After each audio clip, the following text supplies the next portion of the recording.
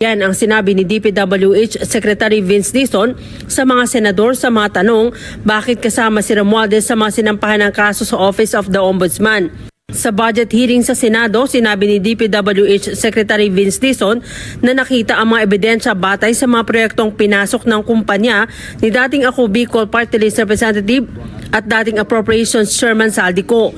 Kabilang na dito ang kumpanyang SunWest at Hightone Corporation na parehong pagmamay-ari ni Ko. Ito po ay